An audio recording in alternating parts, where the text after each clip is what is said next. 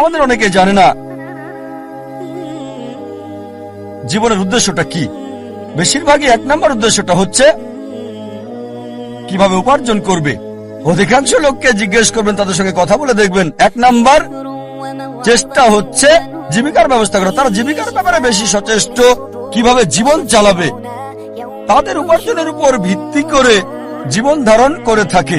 তারা কি খাবে, কি পড়বে, কোথায় বাস করবে, কোন স্কুলে পড়াশোনা করবে, কোন স্নাতক ডিগ্রি নেবে, সবকিছু উপার্জনকে ঘিরেই হচ্ছে।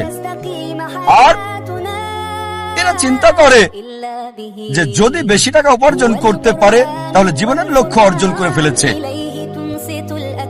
যেমন আমি যথাযথ হওয়ার উদাহরণ দিলাম। আমাদের অধিকাংশই কি করি, পাখির চোখ নিশানা না করে কি করি, আমরা শূন্যে গুলি করে দিই আর চারপাশের বিষয়গুলো টেনে আনি নিশানা ছাড়াই। গুলি করে দেই